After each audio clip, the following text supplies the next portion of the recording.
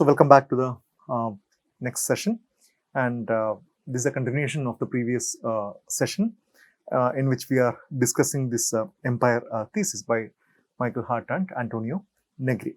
So in the previous class, we were talking about how these two scholars who provide a very strong political critique of globalization and also a roadmap for a political action, how did they characterize globalization as the empire? And this empire, they understand it as a new form of sovereignty in which the political power and economic power permeates into the cultural and social life of individuals. So we were discussing those sections in the previous class, and let us continue that discussion. So one of the very important arguments of Hart and Negri is where they use extensively Foucauldian argument of biopower, and they also invoke Deleuze and Guattari. So we are trying to understand what does it mean. They argue that the present is constituted by the function of biopower, and this biopower we will elaborate now. Let's see what is their overall argument. The second component of their argument in effect corresponds to the mechanism by which empire works. For this, they draw on two Foucault's concepts in relation to power.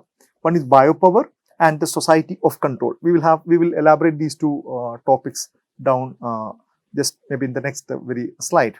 In relation to the former, the concept refers to a form of power that regulates social life from its interior, whereas the latter corresponds to the kind of society that is able to adopt the biopolitical context as its exclusive terrain of reference. It is a society where power is expressed as a control that extends through the depth of the consciousness and bodies of the population. So let's see what does Foucault mean by the term biopower and the society of control. And these two terms are very important contributions, especially biopower. He offers a very nuanced and more very nuanced argument about the operation of power. And we know that Foucault is a very important philosopher who radically changed the definition of power. And we have mentioned, I hope I remember we have mentioned it in a couple of times. Power was conventionally defined as the ability to influence somebody's actions or mind irrespective of their their will.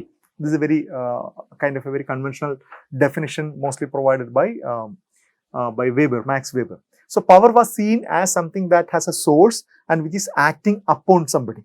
So this relation between the person who acts with power and the person who receives are seen as completely different. On the other hand, Foucault's conception of power is much more nuanced. Of course, he identifies this much larger power over somebody, but Foucault has a far more interesting theorizations about micro power as power that is there everywhere, as power in a more fluid nature.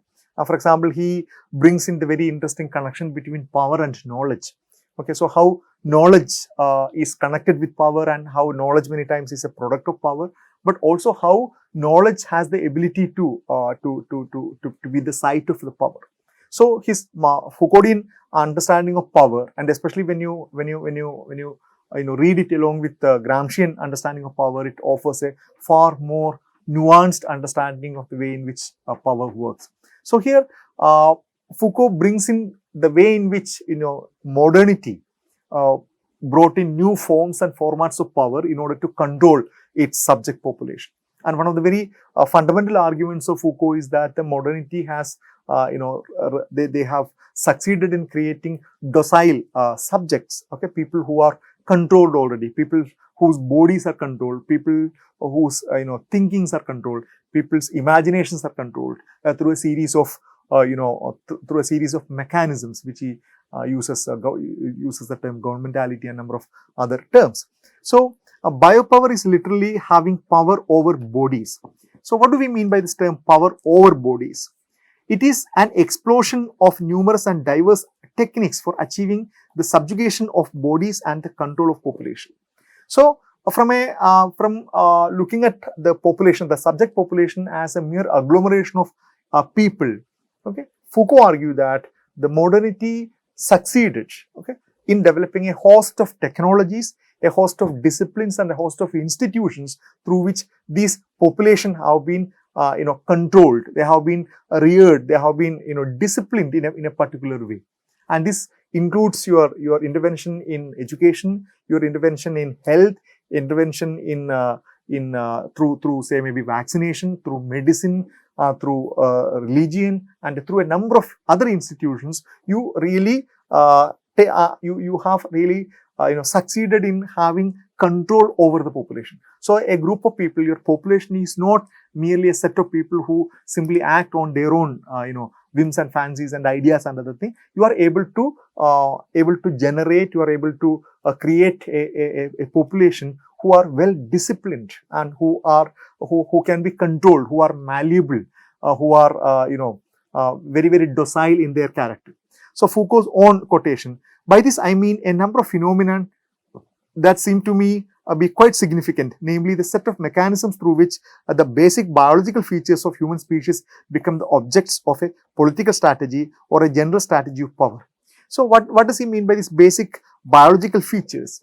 And this includes maybe the control in reproductive activities or control in human reproduction, whether it's the kind of interventions in terms of controlling population growth, or even in deciding at what should be the marriageable age, who can get married to what, and a host of such kind of interventions, and about the kind of interventions aimed at creating a more healthy population, including vaccination, medicines, and then other kind of interventions. Though they all look like as if it's only aimed at the creation of a more able-bodied, healthy people, Foucault argues that it comes from a much larger, political project. It comes from a much larger concern of having a complete control over the population. So your biological features of the human species become the object of political strategy, of a general strategy of power. Or in other words, how starting from 18th century, modern Western societies took on board the fundamental biological fact that human beings are a species. This is what I have called the biopower.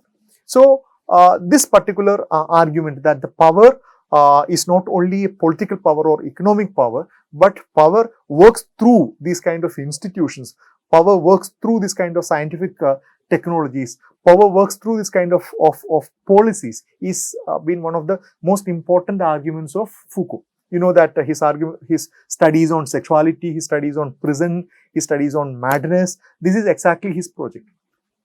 Telling or elaborating or explaining how these modern institutions were ultimately institutions of control, institutions of controlling the population, institutions that brought in new discourses for better kind of control over the people. So another quote from Foucault, where disciplines is the technology developed to make individuals behave, to be efficient and productive workers. Biopolitics is deployed to manage population. For example, to ensure a healthy workforce. So where discipline is the technology deployed to make individuals behave, to be efficient and productive workers, biopolitics is deployed to manage population. For example, to ensure healthy workforce. So how you ensure that you have a healthy workforce who will, whose thinking has been molded, whose physique has been molded, whose health parameters have been regulated. So such a workforce is something so important for any industrial society. So so it's something like you make to order, and Foucault uses this term biopower basically to talk about that mechanisms of power relations. And another important term that Hart and Negri uses in their term is this disciplinary society or the society of control. And society of control is mostly or more developed by later scholars like Deleuze and others, Deleuze and Chantal Mouffe. But that is specifically derived from Foucauldian definition of a disciplinary society, which again he argues emerged as a part of this modern society. So Foucault defined disciplinary societies as those which arose during the 18th and 19th century in Europe and reached their peak at the outset of the 20th. Such societies inaugurate and develop the organization of vast spaces of enclosures in which the individual passes sequentially from one closed environment to another. each having its own laws. The first narrative environment is that of the family. From there, the individual passes on to the school, and after that, if a man at that time, to the barracks. The passage continues to the factory and on occasion the hospital and possibly the prison. This last place being the preeminent instance of the enclosed narrative environment. For Foucault, the prison serves as the central analogical model. So, in a disciplinary society, Foucault argued that unlike any other previous epochs in human history, modernity brought in its own institutions that are preoccupied with the purpose or with the with the sole aim of disciplining the population. So he says that the life of people in modern European societies is a continuous movement from one disciplinary institution to that of the other. Okay, and these are the institutional spaces, institutional setup where you are constantly under watch, and whether it is starting from family or to school or to military barracks to hospitals and finally even maybe to the prison. Especially prison, he develops his argument about this panopticon, where you are constantly under the watch. There is a central tower, and the people will be and the sentries who are posted there are able to look at the inmates who are housed in different barracks in that kind of a place. So he developed this disciplinary societies as societies who are preoccupied with the question of surveilling, having surveillance over the inmates, and then such a kind of an orientation. Now Hardt and Negri uses this argument and then develops further into the kind of societies of control defined by Deleuze and Chantal Mouffe. The disciplinary societies as defined by Foucault are in the process of becoming the societies of control. Okay, so there is a Mouffe and Deleuze and even Guattari argues that there is a transformation from societies, from disciplinary society into societies of control.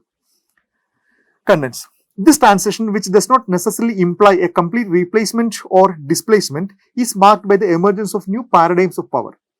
In the disciplinary societies, command is exercised through the articulation of a network of apparatus that produce and regulate customs, habits and practices of production, the major disciplinary institutions being family, school, factories, asylums and hospitals.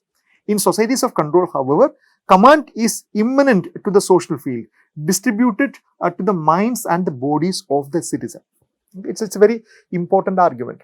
So, in disciplinary societies, Foucault envisaged a series of spaces as well as institutions through which this surveillance, this control is enacted upon the population.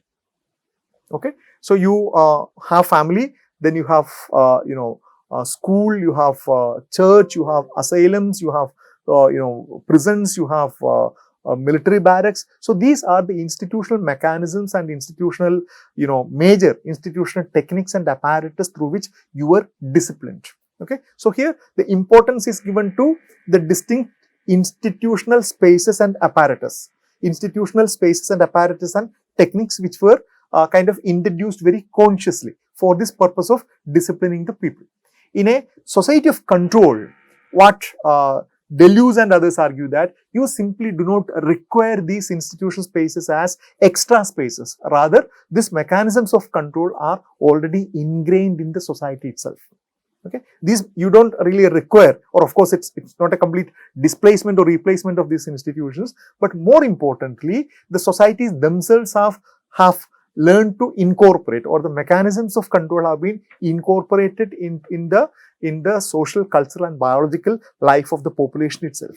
Okay, so however, command is immanent to the social field, distributed to the minds and bodies of the citizen. So how is that you are able to create population whose psychological thinking has already which already includes this kind of a commands? Or how do you create population who by default will think in those lines, or which cannot think any other way, or which is already been disciplined? So that is a very, very interesting argument that these scholars are making. The means of social integration and exclusion are no longer realized primarily as enclosures, okay, specialized, territorialized, exteriorized, but so these are not the means of social integration and exclusion are not done through this kind of separate institutions, but through perceptions, interiorized cognitive, that guides and is woven into embodied interactions. As the environment is scoured for opportunities and affordance, for the permissions and interdictions. This new paradigm of power is termed biopolitical. Deleuze summarizes the difference between enclosures and the control in the following terms. Enclosures are molds, distinct castings, but controls are a modulation, like a self-deforming cast that will continuously change from one moment to the other. Okay, so it's a more nuanced or more complicated argument about how the power works in the maybe in the late modern society. So if disciplinary societies talked about these institutions as molds through which you pass through and which molds you in a particular way, these arguments talking about your existing condition itself, your present condition itself as being inside a mold. Okay, so this mold is flexible, and depending upon the power relations and the political ideologies and other thing, it has the mechanisms ingrained in itself to reshape itself, and so we don't even realize that we are inside these kind of molds. So that is why it is inscribed in your mind, it is inscribed in your body, it is inscribed in your social and psychological and cultural resources that every community has. They argue that the resistance to globalization, so this is some elaboration on these notions of disciplinary societies and biopower. So let us come back to these arguments of Hart and Negri and see what it means now. For this, they draw on two of the Foucault's concepts of relation to power, biopower and the society of control. In relation to the former, the concept refers to a form of power that regulates social life from its interior, whereas the later corresponds to a kind of society that is able to adopt the biopolitical context as the exclusive terrain of reference. It is a society where power is expressed as control that extends through the depth of the consciousness and bodies of the population. Okay, so this is what we mentioned. In a society of control, these mechanisms of control works through the consciousness of the people and works through the bodies of the population. Okay, though it does not replace the other institutions, the significance of these institutions become less because the society has successfully ingrained or developed a lot more mechanisms that are already built in this whole process. So now here they basically Hart and Negri, they argue that the resistance to globalization based around place or localization is futile, because globalization is a process of the creation of identity and difference, where it is impossible to re-establish local identities that are outside the global flows of capital and the empire. Resistance to globalization must come from within and to confront its homogenizing and heterogenizing flows in all their complexity. So this is a very interesting argument, because that one of the very important strategies to oppose globalization was to cling on to the claim that we are local, we are different from the global, and we don't have anything to do with the global. Okay, so that particular approach, that particular ideological as well as political approach, Hart and Negri argues that it's futile. Okay, it's futile because first, you will not be able to survive in this whole global processes because the empire has completely taken over, and secondly, your definition of what is local is always defined by what is global. Okay, so they argue that the resistance to globalization based upon the place, saying that this is local, this is our place, and we are unconnected with that, or localization is futile, because that there are attempts to create self-sufficient communities, self-sufficient localities to say that they have nothing to do with the larger global thing, and they need to produce whatever they want, they need to regulate their own life, and that could be an effective way of combating globalization. But Hart and Negri argues that that simply will not work, because globalization is a process of the creation of identity and difference, where it is impossible to re-establish local identities that are outside the global flows of capital and empire, because it is so pervasive. Resistance to globalization must come from within, to confront its homogenizing and heterogenizing flows in all their complexity. So that is their argument, that you can't resist globalization by claiming to stand outside, but you must work within the logic of globalization, yet try to fight with the process of homogenization and heterogenization. Relating this analysis of the 20th century and the emergence of new nationalisms and nations, their conclusion is this, that the very concept of a liberatory national sovereignty is ambiguous, if not completely contradictory. Okay, the very concept of a liberatory national sovereignty, or the nation as the repertoire of sovereignty, is absolutely contradictory. Because while nationalism seeks to liberate the multitude from foreign domination, it erects domestic structures of domination that are equally severe. It's a very, that it's an important argument. So here the imperialism is not coming from outside. Okay?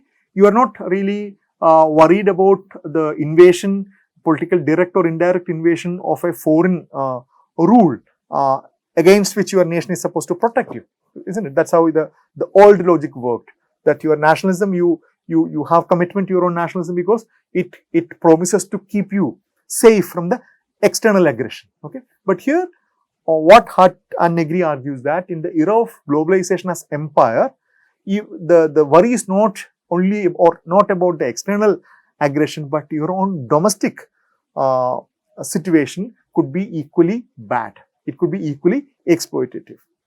It erects domestic structures of domination that are equally severe. National liberation and sovereignty are not only powerless against the global capitalist hierarchy, but they themselves contribute to the organization and function. What this suggests has arisen in more recent times is a transformation of sovereignty from its modern nation-state basis to an imperial post-national form. This imperial form seeks to manage hybridity and differences in contemporary post-colonial world. So they argue that your nation-state is of very limited help. Your nation-state is of very limited relevance in fighting the globalization, because first, no nation-state is able to stand completely outside the position of global flows and empire. Secondly, many nation-states are very active participants in the whole thing. So the only possibility is to think of an imperial post-national form, something similar to what maybe Beck talks about, a nation state that goes beyond the logic of a conventional nation state systems. Now, another, so this is the book that they published in 2000 titled The Empire, as I mentioned, which created quite a lot of interest. And this was later followed by another book titled The Multitudes, War and Democracy in the Age of Empire, published in 2004, which offers a more kind of programmatic, blueprint or illustration for the whole question of resistance, what to do kind of questions. And so it has a vision for resistance and alternative, though there's nothing very, paradigmatic or very clear in that sense, but it has that kind of elements. So the multitudes must realize the operating mechanism of globalization and never allow it to re-establish order. So what is multitude in a sense? Does it define it, multitude, as any particular thing? So multitude is usually understood maybe in a very loose way as related to proletariat. It's not only proletariat, but the people who, the have-nots, the ordinary people, okay, the usual, the voiceless people who are always in the margins of globalization. So he sees tremendous possibility of them coming together and uniting to fight against globalization. Okay, many say that it's a very unfounded optimism, unfounded wish, unfounded idea, utopian idea, but they have reposed tremendous faith on the possibility of human beings coming together, joining their hands and then fighting this process of empire or this entity of empire. The first of the elements of this, so what are the kind of a specific demands for this multitudes? And here please keep in mind that it's a very problematic, it's a very romantic concept. but at the same time, it's a very problematic concept. We'll come back to that problems later. He thinks multitude as the people who are in the periphery of the whole system, people who are adversely affected. So it includes the proletariat, the workers, the farmers, the indigenous people, the minorities, the women, the transgenders, the people whom you generally consider as non-elite or people who are at the receiving end of this economic and political system. So what are the kind of strategies that they need to adopt? One is the demand for a global citizenship. This entails the multitudes gaining control over the movements of people, that is migration. The multitudes thus must be able to decide if, when and where it moves, as well as having the right to stay and enjoy one place rather than being forced constantly to be on the move. This amounts for Hart and Negri to the multitude's power to reappropriate control over space. He says that they must claim a global citizenship. Okay, they must claim that they have the right over any place. They must be able to move to any place they wish. They must be able to settle down any place they wish. And this is an active, taking control over the space or the kind of a whole speciality. The second element is a social wage and guaranteed income for all. This social wage should extend well beyond the family to the entire multitude, even those who are unemployed, because the entire multitude produces. These implications is that this extends to the entire population, the demand that all activity necessary for the production of capital be recognized with an equal compensation. And again, an idea about a guaranteed a social wage and guaranteed income for all. So irrespective of whether you are in the productive age or whether you are actively producing or not, multitude, they have the right to demand for a universal income and universal guaranteed income for all, and it must extend to the entire population. Thirdly, Hart and Negri argues that the global multitude's political project entails a right to reappropriation. This is a right, first of all, to the reappropriation of the means of production that transcend its traditional communist sense. They argue that the multitudes must configure itself as a teleos, essentially a kind of consciousness that not only uses machines to produce but also become increasingly machinic itself, as the means of production are increasingly integrated into the minds and bodies of the multitude. This reappropriation thus means having free access to and control over knowledge, information and communication and affects. Again, a very radical idea. Maybe looks very utopian, but very radical, because they say that your means of production must be reappropriated. So what does means of production here means? And this means of production, of course, it's borrowed from the Marxian sense, but it is significantly different. For Marx, the means of production included your raw materials and your tools and your equipments and other stuff. Okay, but here maybe in an informational society, in a society like what Hart and Negri talk about, this means of production is actually knowledge, because you can work if you are a computer programmer, or if you're somebody who is into the informational network, you simply require a computer system. You simply require internet and a computer, and that becomes your relations of production. So you need to reappropriate the whole knowledge system. The reappropriation thus means having free access to and control over knowledge, information, communication and the affects. So this kind of a reappropriation of the means of production, not in the conventional sense, but reappropriation of the knowledge, of the information, of the internet and anything that defines the modern late capitalist informational society, that must be reappropriated, is another third strategy that Hart and Negri argues as maybe a very important political project for the multitudes. The analysis of the book sets out three further elements to Hart and Negri's thinking about the contemporary globalized world. First, they elaborate that the thesis that a global state of war exists. The global terrorism linked to 9/11 is part of this general state that erodes the distinction between war and peace, and that the traditional military power structure is no longer capable of defeating or containing its element. So they argue that with this 9/11, which we also discussed in the previous class, 9/11, the act of 9/11 was an act of war, but that act of war was waged in a very, very unconventional way. And after that, you had, the war on terror, invasion into Iraq, then invasion into Afghanistan. So we are perpetually in a state of war, or almost an everyday kind of a war. So this conventional distinction between normalcy and the state of war is completely eroded as per them. Second, they expand the concept of the multitude as a new global class formation that supplants previous ideas of international proletariat.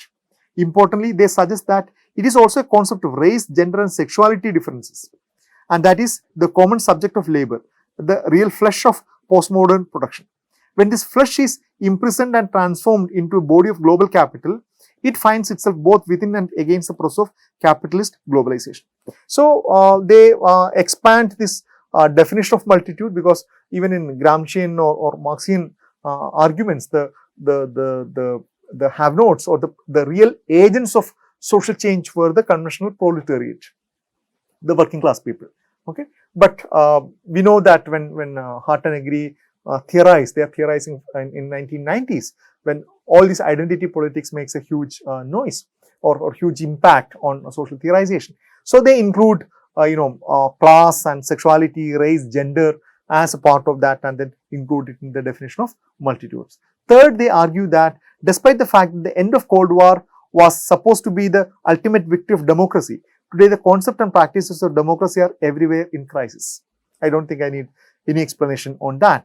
This crisis is not only to do with the corruption and insufficiency of the institutions and practices, but also with the concept itself. Furthermore, they contest the social democratic argument that democracy is threatened or debilitated by globalization, arguing instead that it is a more failure of the existing democratic forms to represent the opinion of the multitude. What is indeed, they argue, what is needed, they argue, is a new form of democracy that draws on the decision-making ability in common of the multitude, which should be based around the principle that must counter the forces of violence. Again, very radical ideas, but the whole question of how do you put it in force, how do you put it in practice becomes very difficult, because they argue that the crisis of democracy is not only because of corruption or some die-hard autocrats, but the corruption, the crisis of democracy is because of the inherent weakness in representing the ideas of the multitudes. The contemporary democracy no longer represents the real interest of the multitudes. So, as I mentioned, we are just summing up. Empire has been an extremely influential work, maybe undoubtedly the most celebrated works on anti-globalization campaigners and anti-globalization activists. But at the same time been heavily criticized by a lot of people. For example, Attilo Boron, he wrote a book titled Empire and Imperialism, only basically to criticize these scholars. So you can refer to this book, but let me just summarize a couple of points. One is they argue that their Hart and Negri's understanding of the empire as a juridical conception is too narrow, because they say that this new forms of juridical power has come into picture, which is transnational, international agencies, and these people would, or Boron would argue that it's you are giving too much of weightage to these international agencies, and actually they are really powerless. And second point, or another point, that the claims of deterritorial nature is flawed. Old forms and conquest and exploitation on geographical basis continues. So this whole argument of Hart and Negri that the conventional distinction between core, periphery, or the first world and second world, they have completely been scrambled and they no longer are relevant. It's a very problematic statement, because even now, you know that the major movements, major decisions, major geopolitical events are heavily influenced by the very situatedness, very old-fashioned geographical calculation of the places itself. Whether it is about Iraq invasion or invasion in Afghanistan, all these things had very old-fashioned calculations based on geography and resources. So that they say is a highly problematic argument that now the territory has become absolutely insignificant. That's a too far-fetched an argument. That's what Attilo Boro argues.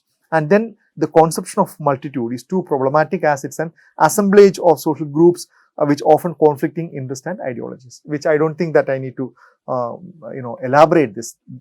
An imagination of the multitude as a singular body or a singular entity which consisting of so many different social groups, and to imagine that they will act in a uniform manner, or they can act with a kind of a singular political agenda is simply utopian. That's the kind of examples that illustrations that we are seeing from across the globe. Even though there are movements, even though there are resistant movements or social movements happening, we also see that they tend to be fragmented, because the people who participate in that, they no longer are representing an undivided constituency. Their constituencies has been very, very badly fragmented, especially in this era of postmodern explosion of identity politics, where everything is reduced to identity politics. So whether it is feminism or about questions of racism or questions of economic situation, what you're seeing is constant stories of fragmentation.